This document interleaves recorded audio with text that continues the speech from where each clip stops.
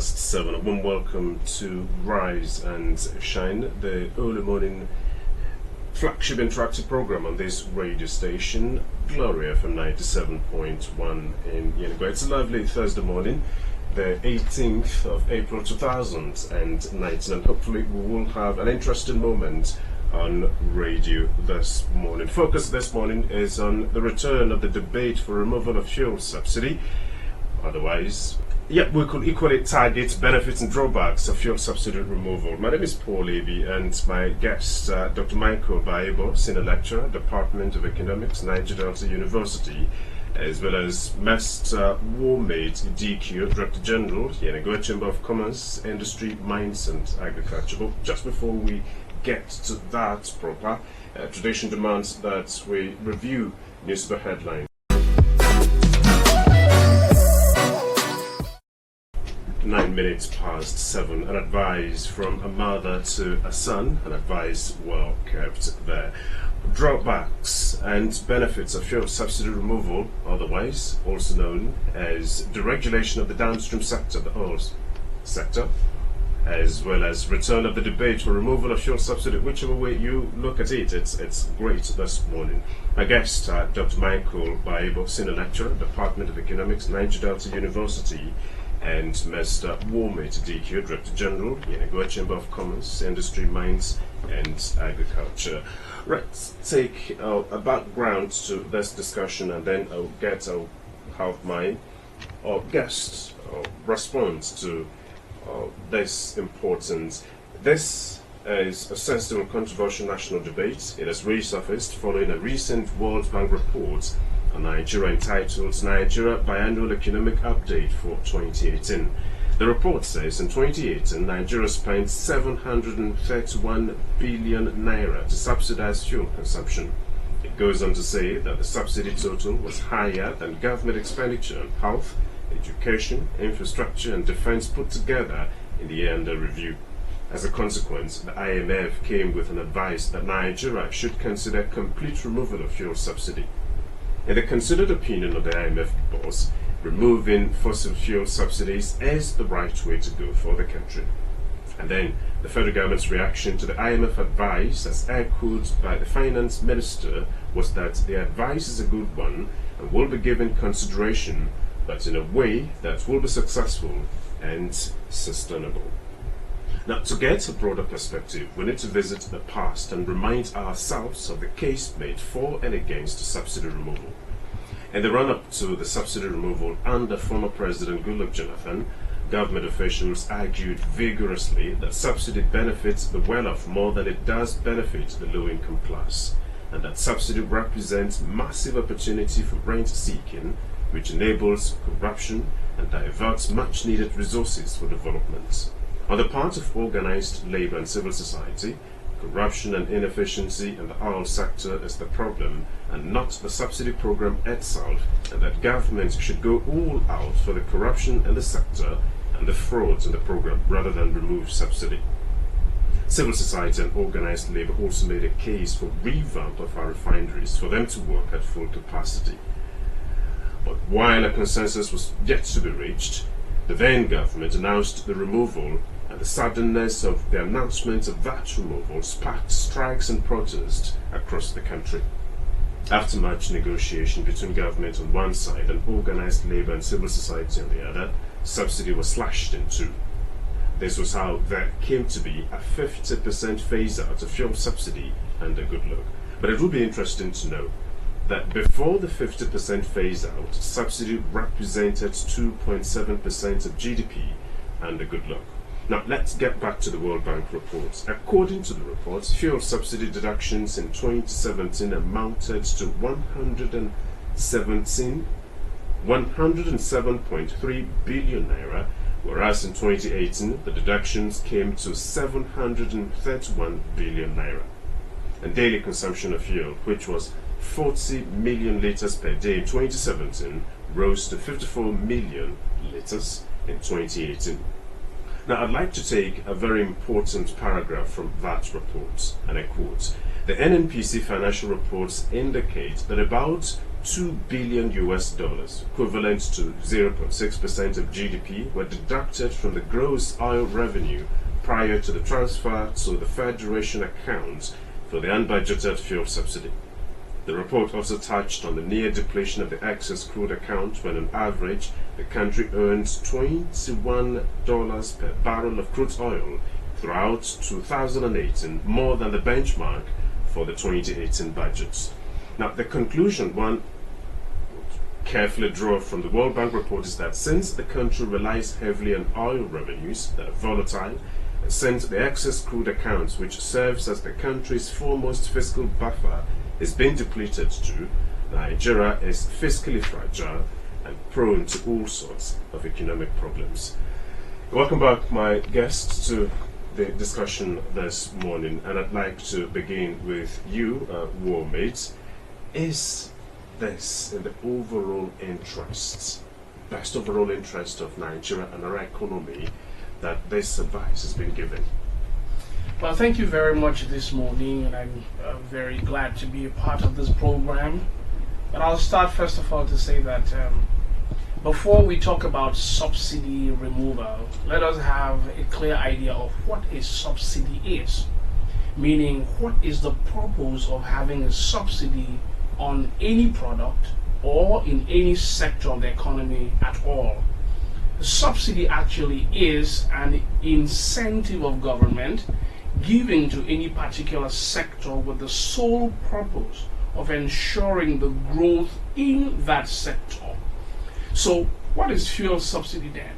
Fuel subsidy was originated to provide succor or ensure the growth of the refining sector within the economy in Nigeria. Has it served its purpose? Yes, it has in the past. But the point clearly being made is it still serving its purpose? Should it be removed? And that's the whole crux of the entire debate. The question for us as listeners and as debaters would now be, is it politically expedient to remove subsidy, or is it economically viable as a tool for developing the sector in Nigeria as we speak today? Huge questions, but the answers would go like this. If subsidy is to prop up a sector and ensure that it grows, let us look at the oil and gas sector in Nigeria, for instance. Are there refineries working? Obviously, no. There is consumption. So obviously, you see that it is consumption that is being subsidized. And I'll give you two instances. There are two kinds of subsidies. There are subsidies for products or production, in which case you subsidize the production of a particular product, or you have consumption or consumer subsidy, which subsidizes the consumption of a particular product, making it easily accessible and cheaper for the people to access it. So if you look at fuel subsidy, for instance, personally, I don't know in which of these categories, as a Nigerian, that I basically classify them. If refineries were working in Nigeria and you're providing subsidies, it means that the refiner's margin for refining petroleum products, if it's small, then it means that you're guaranteeing that they remain in profit for a longer period of time and ensure that they grow. Now, there are no private refineries that are actually working to subsidize or to augment production or refining. And then we're augmenting, or we're providing subsidies, essentially as it stands, for consumption.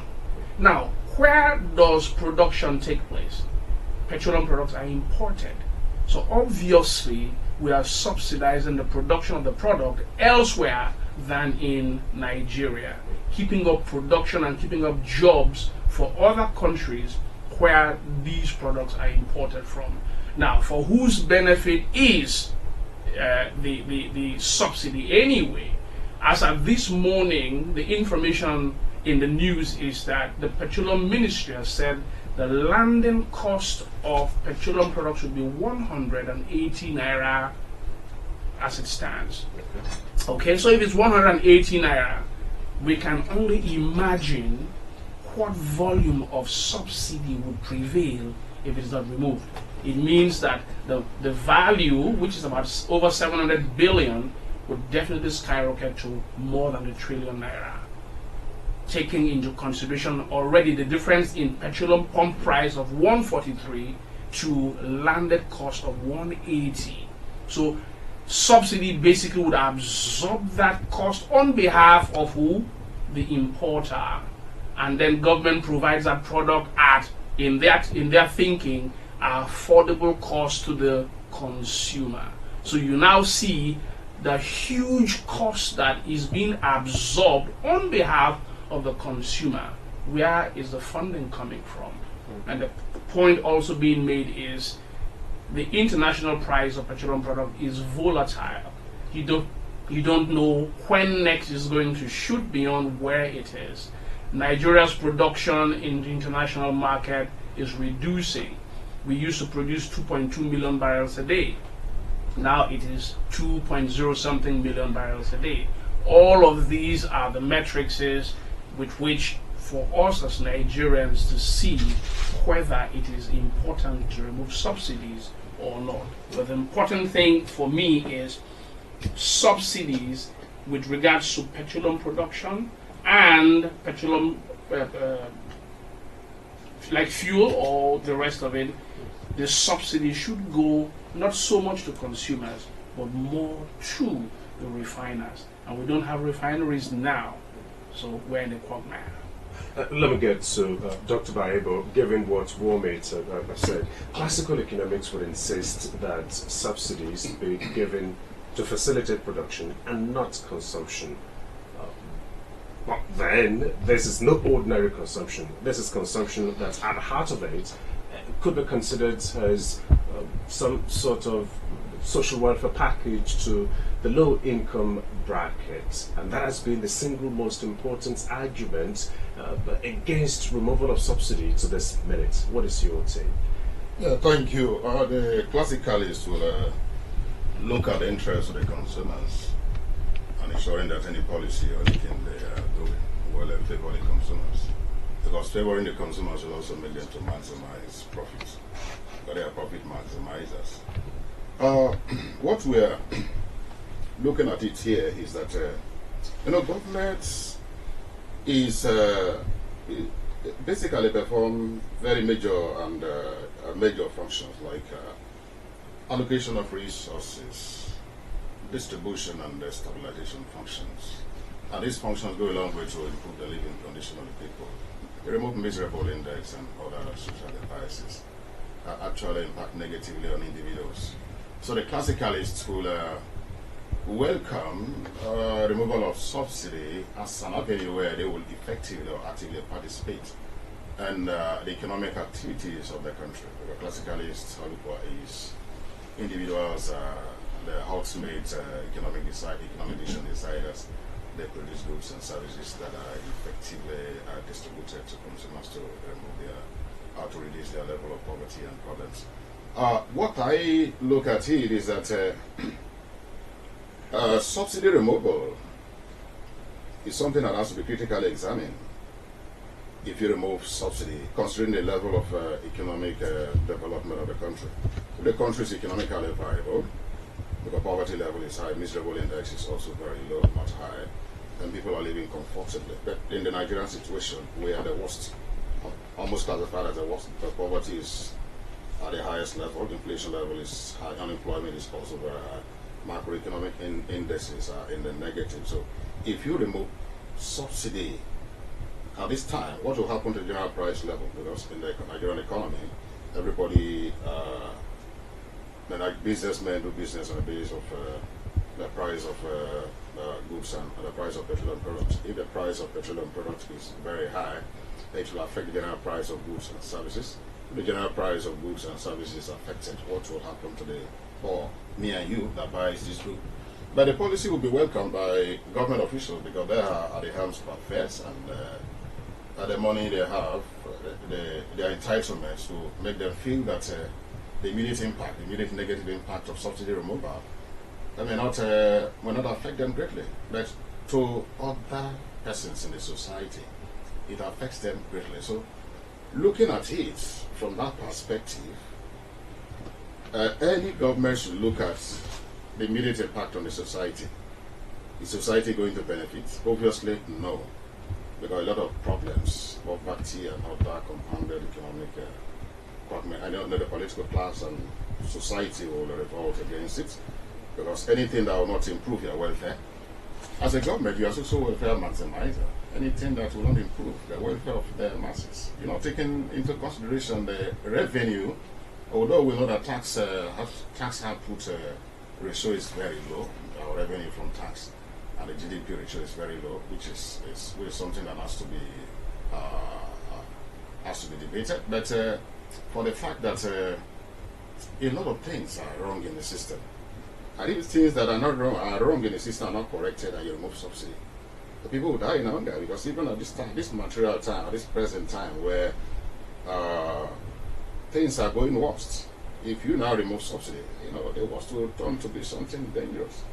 A lot of sky masses, people will be going to the road and demonstrate. So, the removal of subsidy has to be critically examined. Is the country mature enough at this time to adopt, to listen to the advice of the IMF or the World Bank? It's critically no, because we're not economically stable.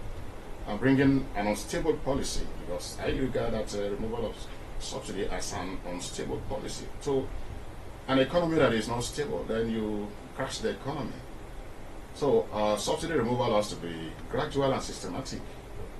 Gradual and systematic, you can remove 10% of it, the price of fuel and other products will go up a little. If it is a little, the negative impact in the society will not be too pronounced. But if you remove all at a time, the economy will crash.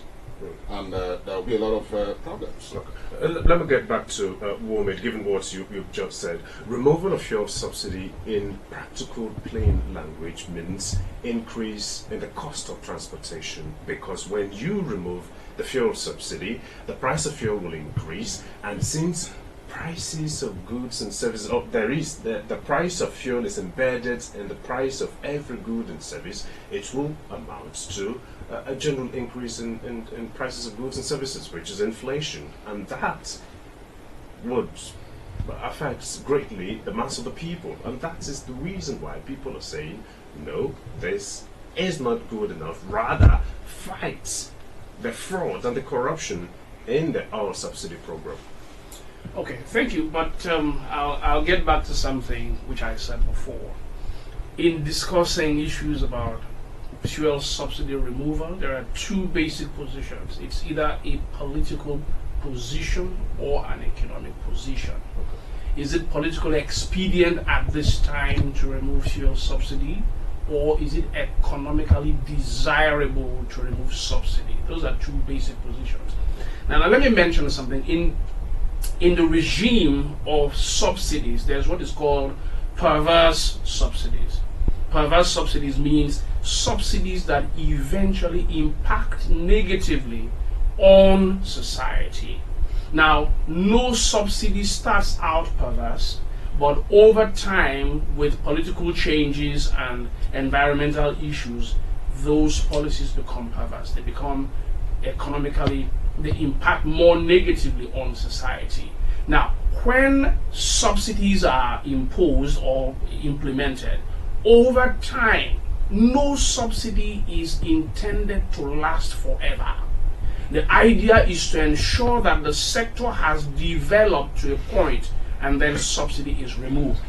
However, you see a situation where governments keep subsidies in perpetuity because of political issues and changes. And then they find themselves in a situation that is called the prisoner's dilemma. What is a prisoner's dilemma? You get to the point where when you eventually decide to remove subsidy, you have several huge interests within the system that argue the kind of arguments we're arguing today. Oh, if you remove subsidy, the society will be hurt. However, the point clearly I made earlier is to say, who is benefiting from subsidies?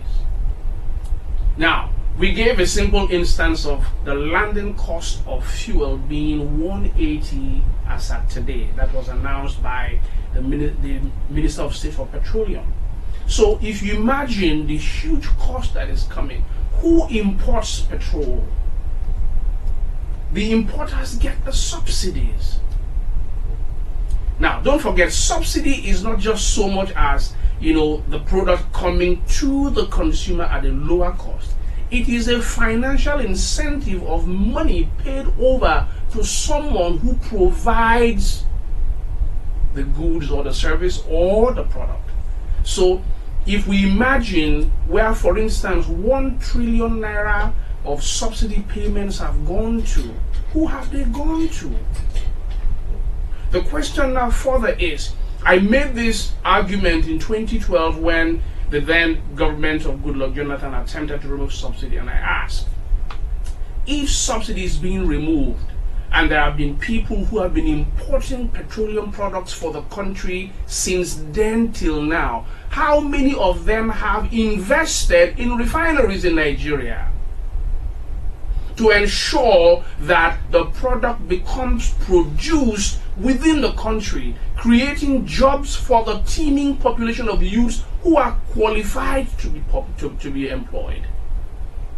If from all of the funding that has been provided for subsidizing importation, if that value of money, can you imagine if we have spent 700 and something billion naira over time in subsidies, and that value haven't gone to people in profits and all of that is reinvested in this country rather than continuing in the importation of this product? We're talking about from 2012 to date is how many years? 7 whole years gone. And they are not investing in this country in refineries. But there is the argument that subsidy is not the problem. Nigeria has not made progress for this long a time, that with or without the subsidy monies, we have considerable amount of money for our development purposes, and we've not done that. Now, talk about growing into a particular sector of the economy, which is the cash cow of this country. Everybody in Nigeria depends on oil revenues. And so it is a cash cow whether we like it or not. But the truth is, it is a sector that should have grown by far faster and should have been the catalyst for the growth of all other sectors. So if you mismanage the resources from this sector, it definitely would affect all other sectors. The oil and gas sector in Nigeria should be seen as a growth pole for Nigeria. And if you miss on that, that's why we are where we are today. And the point also being made is, you see, if you look at the subsidy regime, there are other particular kinds of subsidies. There are export subsidies, there are import subsidies, there are environmental subsidies. And I try to make the difference. Import subsidies are subsidies given to importers for importing products that are needed within the country to make it cheaper for access, isn't it? The same way for export, you make it easier for us to export. What are we exporting? What are the subsidies for exports for Nigeria? Yet, we are subsidizing importation. And you see, it is not politics. It is not politics. It's just simply, let us see it exactly as what it is. We are subsidizing the importation of products that we ordinarily could have been able to what? Produce for ourselves. And that's the crux of the argument. If we, as Nigeria is the largest African nation that produces oil, isn't it? And 6th largest in the world. But we're importing, and we've been importing for God knows how long. For how long will we keep doing this? But the argument is not in saying that subsidy should be removed now. Okay? But subsidy has to be removed. And the earlier we do that, the better for the growth of this country. Just before we go on our fast commercial break, I'd like Dr. Baghebo to respond quickly to this. The irony of the reality of Nigeria as a major oil producer, selling the crude and then using proceeds from the sale of the crude to buy refined products. Isn't that contributing marginally or in big ways to this dilemma we're facing? Yeah, no, Nigeria is integrated into the international capitalist system, occupying a subordinate and dependent position. Nigeria lacks the technological capability and know-how to be able to convert this crude oil to refined products like fuel and other things, to be able to salvage our economy. What we do is we are raw material producers and we are export dependent, raw material export dependent. So any crisis in the international system affect our economy in a very dangerous situation. So we, as producers of crude oil, we are supposed to have a fundamental basis to refine these products to salvage our economy. And that is not being done. And once that is not done, you become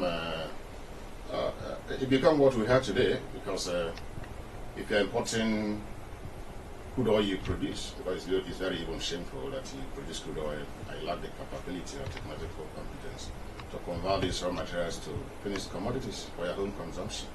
And that is why sometimes I tend to criticize this classicalist economic system where the international trade, people who specialize in producing those commodities where they have technological and economic competence. And that is why if you're a raw material producer, you stay there as a raw material producer. There are some others that are technologically inclined that has the ability to convert it. So that's those theories are what has even tied us and made us to be enslaved to external technology.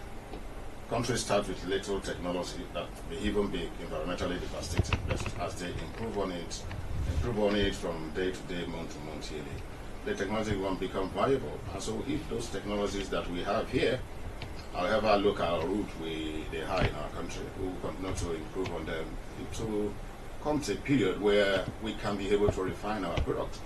And the emphasis would be on localizing our refineries or the production of refined products, not taking it abroad or taking it somewhere. But there is some level of politics. Okay. If you are producing crude oil and you refine it in your home country, that means these problems we are facing will not be there. And so the political class feel that there is some international linkage between Nigerian politicians and those that are external, so that that level of dependency will be deepened, will not be brought out. So we'll probably be deepened in that dependency. So a viable policy that will invigorate Nigerians to go into the downstream sector so as to make the products available, and the price itself will come down. Okay.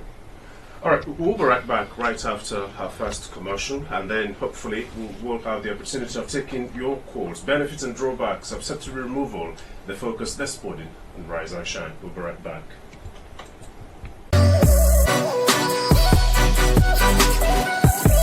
This lovely Thursday morning, removal, the return of the debate for the removal of fuel subsidy. That's the focus this morning on the program, and the guest, Mr. Warmate Idikio of the Yenagoa Chamber of Mines, Commons, Mines, Agriculture and Industry, as well as Dr. Michael Baghebo, a senior lecturer at the Department of Economics, Niger Delta University. We'll begin to receive calls, but just before we do that, Warmate, let's dwell a little bit on the monopoly status the NNPC has come to assume and how that is negatively affecting the fuel subsidy program.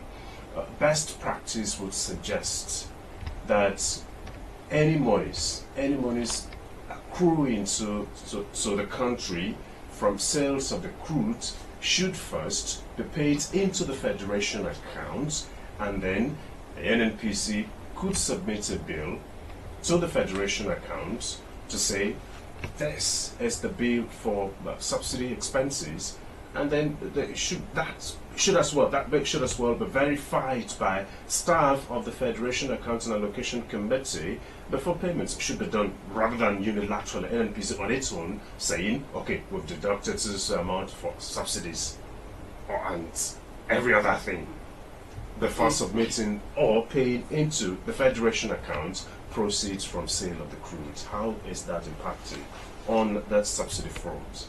Well, that also reveals part of the issues that have made fuel subsidy in Nigeria, I use a particular word, perverse subsidies.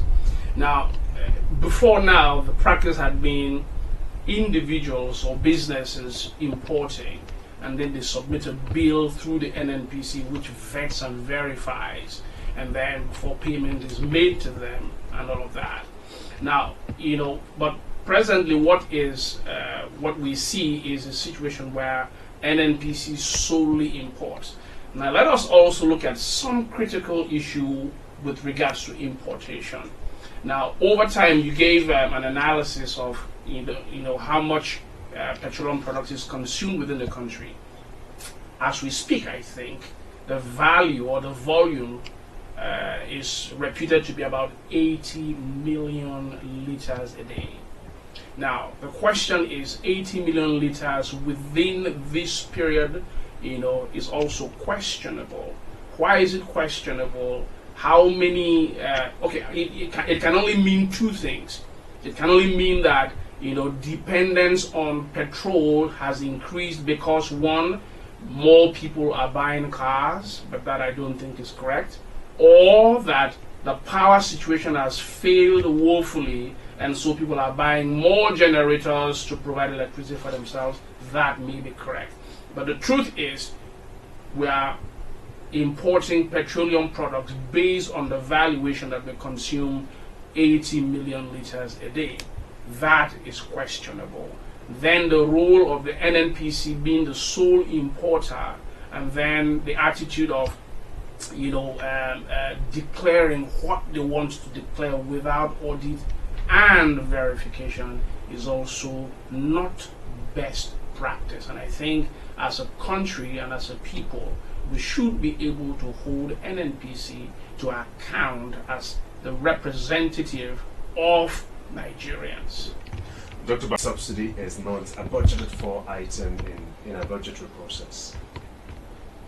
Subsidy removal is extra budgetary expenditure. It's extra budgetary expenditure. And it has to come from the initiative of the government. It's a government prerogative function. And for the fact that the government is aimed at improving or reducing the sufferings of the people. So it's extra budgetary expenditure. But what is there is it is taking away a very huge chunk of money in our system, in the Nigerian system, and needs to be properly evaluated, needs to be properly looked into. And there should be a mechanism where the amount of money that is this money actually going out? Because NNPC can come up with a figure of X amount. Is this X amount actually paid to the importers of fuel? And that is where the level of corruption that we have in the country through this petroleum business is so high. And the call for removal of subsidy is being very pronounced because of these factors, these variables. The corruption there is so high. Are we actually paying this money for the importers, or is the money being paid out and entering the pockets of people that are dubious government officials that are there to make money out of the subsidy business? So the subsidy itself is a good one, and the removal itself, removing it is not too good now. Although it's a debate, there is no policy, there is no conclusion that subsidy has to be removed. It's a kind of advice that is given to Nigerians by the World Bank. And this advice has to be evaluated critically because looking into various components of the Nigerian economy. Although fuel is something that if the subsidy is removed, the general price level will increase and it will affect everybody, including me and you. Yep. So we have to be very, very careful in taking very harsh decisions that will jeopardize the economy and the people of the country. So that is it. We need to be properly educated, proper enlightenment of the people. That this is what Nigerian governments want to do, and people, do you like it? Because the policy itself will affect the masses. Exactly. So the people are not well educated, and you come up with a policy, it will cause a kind of distortion and disequilibrium in the system. Yes. Let me get to Warmate. Do we expect this government to come up with a subsidy removal plan and have Nigerians debate about it and agree at some point, just as maybe as Brexit is happening in the United Kingdom? The people should participate actively, reach a consensus before it's implemented. I will strongly advocate for that kind of reach out to the general public, because Nigerians, to my mind, deserve to know, the real situation behind subsidies and subsidy removal. Government should be able to draw a clear plan of exit from this subsidy on petroleum products, so that we understand that in the near future, this is the kind of development that Nigeria can attain through the removal of subsidy. Why is that important? Because the volume of money that is going into payment of subsidies is so huge that if it is channeled into other areas, it will provide a lot more succor. Now, what is the entire thing that is running in the system anyway? There is huge unemployment. So if part of what is removed as subsidy is channeled into industries, it will create employment and will dampen the huge impact, supposed impact, that people are thinking that subsidy removal will have on the economy. Now, if government puts that money into roads, into transport infrastructure, it helps cushion the effect of the removal of subsidy. So the clear point being made is government, whether they want to remove subsidy today or not, should come up with a very robust plan of exit from subsidy payment in the petroleum sector. And so that Nigerians should be a part of discussing all of this. Right about time, we will be receiving calls and contributions from you. The numbers to call 0816 0813 0908 127 8300. I've got this call. Hello. Hello, good morning, sir. Good morning. Yeah. Good to hear you. Yeah, you've got 2 minutes to make your points. I want to wish them happy Easter in advance. Hello? Yeah, go ahead. You've got 2 minutes. Okay, sorry. Yeah. I have to do from Ghana. Honestly speaking, you people have said so much about the subsidy and the removal and the rest of them. Honestly speaking, the issue on ground is our politicians and those in the oil sector are not helping this nation. They are not helping this nation at all. Because, one, they also from one administration to the other, they promise that they are going to restore our refineries. And none of these governments have been sincere enough to put our refineries into proper use. I will thank God that they said they will give licenses to the private sector. Now I thank God that Dangote is now embarking on the refinery in Lagos. Oh, thank God, maybe by 2020 that will come to play. And also the government promised that they are going to diversify the economy. But up to today, we still rely so much on oil. So what are we talking about? The cabal in the oil sector has posed this country ransom. Goodluck Jonathan, during his tenure, wanted to systematically to see how the subsidy issue can be properly looked into and how it can be removed. We continue to postpone the evil days. I don't know what is wrong with our politicians and those cabal in the oil sector. They are the people holding this country ransom. And I only pray that God should help. Okay, so that the Dangote should finish up the refinery so that it will bring succor to Nigerian people. Because removing the subsidy now really will affect Nigeria. It will affect the poor, it will affect the rich. But I think with a good refinery on ground, that can be done. Okay, sir. Nigerian government has failed us. All right, let's allow others to call in. Yeah, thank you. Thank you, Dudu Abel, for calling in and contributing to the show, to the interaction this morning. We would like you to equal call in and make your contributions to the show. But just as we wait for your calls, I'd like to turn to Baghebo. If people not intended to benefit from the program, the subsidy program, are the ones benefiting from it more than those it originally meant to benefit, shouldn't that be enough reason to scrap the program, even though you've already aligned with removal of your subsidy? Oh yes, the society is the ultimate. Any government that comes to power and they do not critically look into the problems of the society and solving them, that is not a government, because all the promises in the electioneering campaign and others improving the lives of the people. So if you come to power and start to remove the benefits the people have been enjoying, then you are not a government, because you are removing that benefits at the wrong time. Like I said before, any economy must evaluate itself. Evaluate herself to know whether the policy that is coming, is it coming at the right time or the time where people will absorb it. The absorptive capacity of Nigerians is not there. So if any removal of subsidy comes, it will downturn the economy.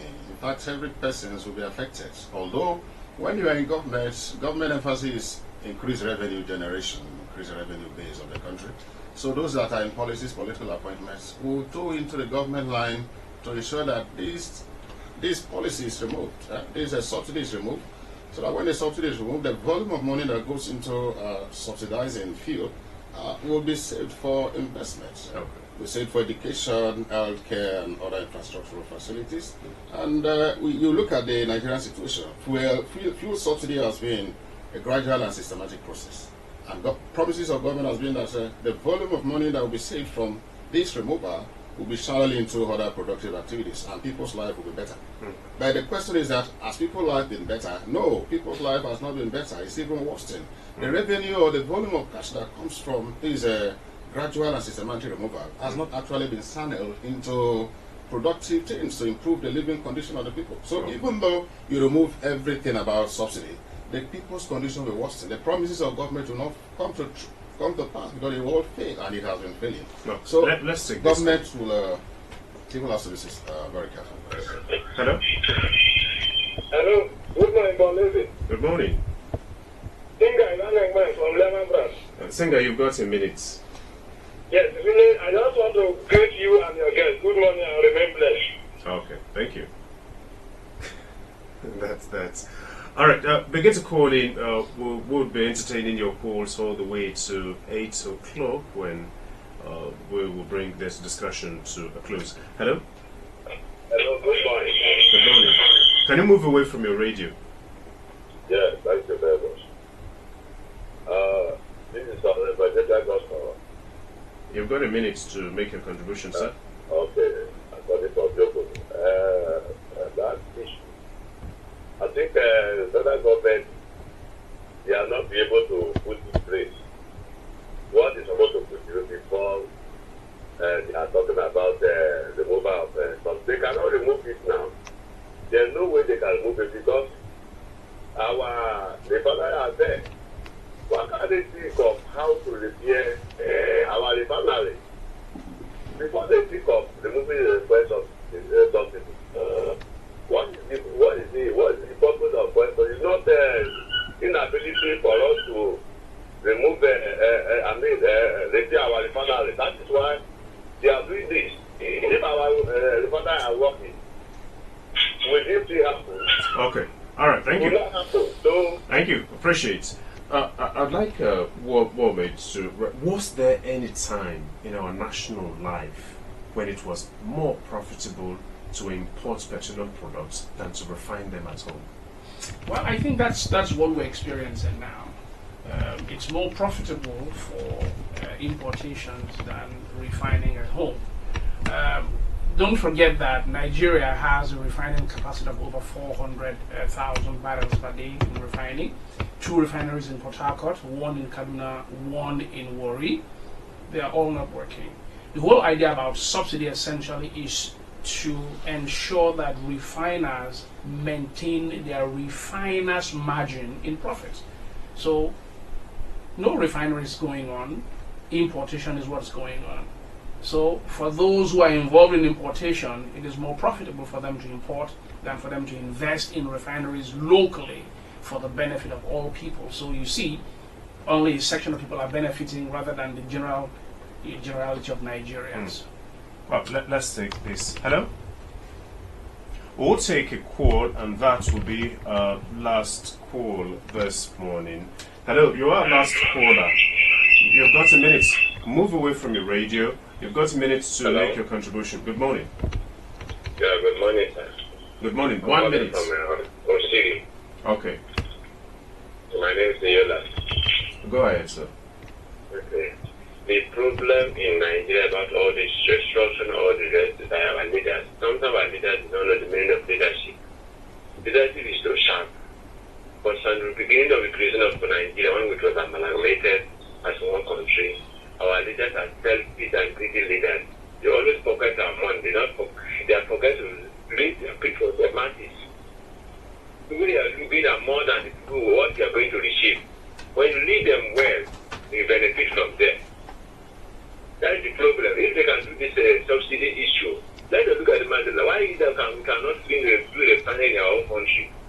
Nigeria, you go there, the foreign, they refine and they deposit it back for us, then they send it back. It's very bad. It's very bad. That is the problem. Look at Bayelsa State there. A lot of the filling stations are owned by these politicians. When fuel problem comes, they begin to inflate their fuel, then the masses begin to suffer. They benefit, and there is no room. We have unloaded these petroleum dealers. There was time from years ago, they went to the Biama and brought this illegal bunkering fuel to their refinery, to their filling station. Hello? Hello? It's almost time for... Hello, we appreciate your contribution. It's almost time... Sorry. We appreciate your contributing to the show this morning. It's almost time for us to take news around the world. I'll take that, and then I would allow my guests to draw their conclusions, and we'll bring the discussion to a close. 2 minutes past 8 o'clock. Let's draw our conclusions on the debate, benefits and drawbacks of fuel subsidy, or the return of the debate for removal of fuel subsidy. I'd like Dr. Michael Baghebo to draw your conclusions. Yes, thank you. Well, fuel subsidy removal is beneficial to a country if the country is economically and politically viable. In this aspect, we are talking about economic viability. So if we remove fuel subsidy, a lot of crises will happen. Economic instability and macroeconomic instability, suffering, non-employment, miserability of the people very high. So I will advise Nigerians, we should not be colonized with foreign advice. We should not be colonized because any advice that comes from foreign, we should not look at it as an ultimate advice. Every country that wants to take a policy or make a policy has to look at the economic and political as well as sociological peculiarity of that country to be able to know whether that policy will suit those realities on ground. So for now, fuel subsidy removal is not tenable in our country because suffering of the people will be very, very high. Warmate Idikio. Fuel subsidy in Nigeria has come to the point where it has to end. My take is the authorities should come up with a very robust exit plan for petroleum subsidy. It has outlived its usefulness and it has become perverse, and Nigeria finds itself in a prisoner's dilemma, and we are arguing about keeping it. We need more refineries locally to refine products, and we don't need to feed other refineries outside of this country, creating and sustaining jobs outside of Nigeria when we have young graduates, engineers that can work in local refineries. Nigeria has to come up with ensuring that there are more refineries, private refineries, and putting the refineries owned by government and private sector into working condition. That way Nigeria prospers better. Thank you.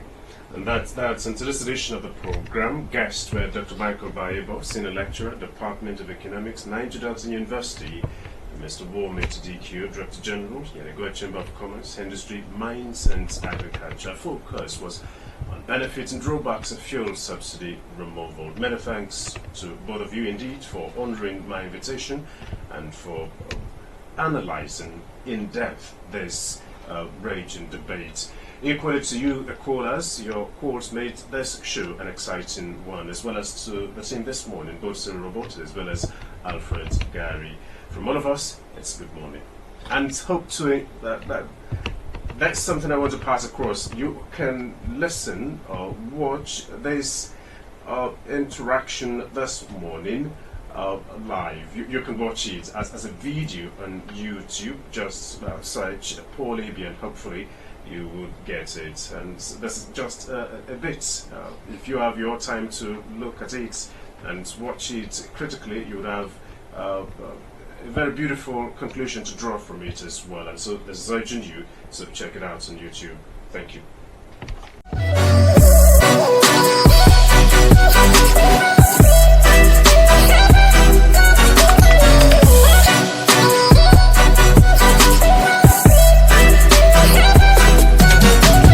I tried my way, tried hard to sustain, gain, but nothing would ever